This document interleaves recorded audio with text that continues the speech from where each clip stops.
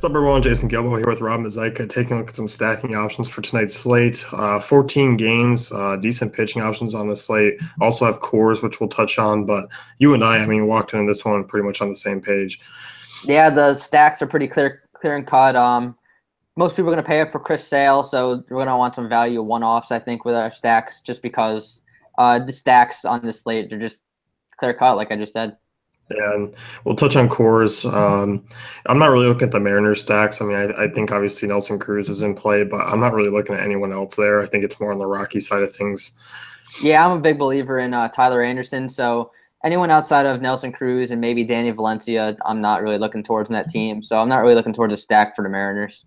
Yeah, and looking at the Rockies, I mean, 6 run total obviously high. Ariel Miranda's on the hill, who, I think he's going to run into extreme trouble. I think for the most part, the right-handed bats are all in play. I mean, you're probably not going to get them grouped up, but I don't mind kind of going with the 4 righties here and even Blackman still. Yeah, same here. I really like, obviously, Arenado, who's probably the top player in the slate. We got Mark Reynolds, who got a lot of power from the right side. On DraftKings, you could have him and Ian Desmond, too. Trevor Story has a high hard hit rate against lefties this season. He's just been unlucky so far. And then even throw in like Blackman because he isn't bad against lefties either. Yeah, I don't mind it in Story. I mean, since he's come back from the DL, I mean, he's shown some upside, so it's good to see out of him. A couple homers over the last week. So, I mean, Rockies, it's going to be chalky, I think, but for the most part, I mean, it's definitely one you want some exposure to. It definitely is. They're priced up way high, but we've seen cores just get out of hand before, and this is definitely a spot where Miranda can give up 3+ home runs, to be honest. You and I also looking at the Rays. Good ballpark there in Texas. Warm weather always plays small in the summertime. And the Rays offense just continues to roll. And, I mean, they're going to get a really bad bullpen. They're going to get Nick Martinez on the hill. I mean, it all makes sense to just stack Rays again. This team just crushes righties as a whole. They have a lot of power, too. They got Dickerson and Morrison with and even Rasmus with big power bats. Souza's 4th in the league in average exit velo over the last week. Longoria hit a couple home runs over the weekend, one again last night. It's just a great spot for probably 1 through 7 down to Tim Beckham on this team. Yeah, I mean, look at Martinez, the Rays high strikeout rate, but when Martinez, 6.4% swing strike rate this year, that helps out quite a bit. Career 347 WOBA to lefties, 354 to righties, low ground ball rate. So, I mean, I'm expecting a lot of potential here, especially in the power department with home runs. Yeah, he's a gas can. It's going to be hot there, too. 86 degrees projected forecast for tonight, and the ball does fly in Texas. Yeah, it definitely does.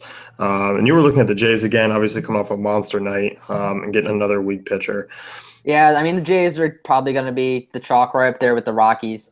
They're implied 5.8 runs tonight against this pitcher, Asher Wojciechowski.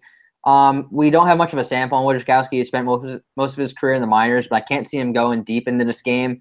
And this Reds bullpen is just completely gassed after last night, and I can just see the Jays just tagging that Reds bullpen again. So 1 through 9 is pretty much in play again. I prefer Smoke over Morales again, just like yesterday, but you can really stack anyone on this team.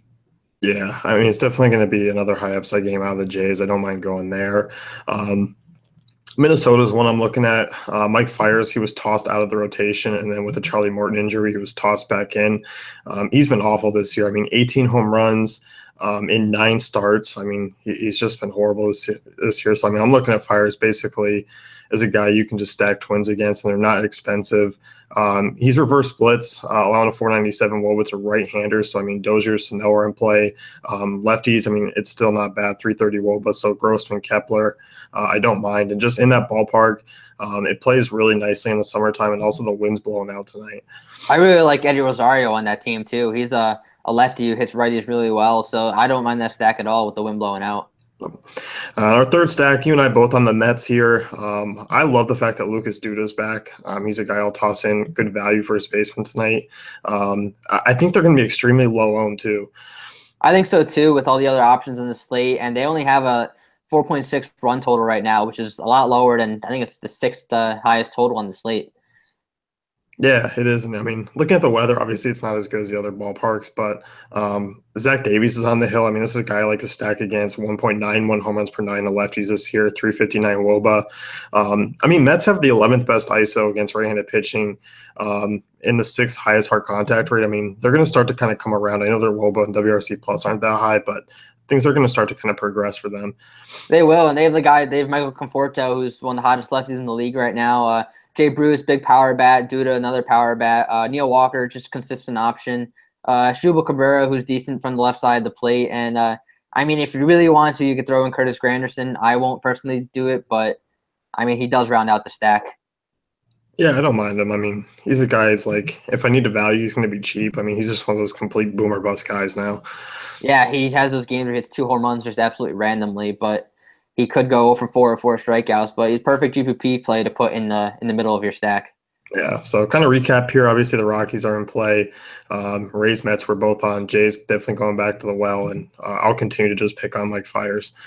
Yeah, I agree with you 100%. And then paying up for Chris Sale is the way to go, most likely. So you're going to have to find some value with your one-offs. Yep. So, and I mean, most of those stacks that we talked about outside of cores are not that expensive. No, they're not. So let's wrap things up here. You can head over to DaveFantasyCafe.com, check out the right tools and content. Yep, good luck.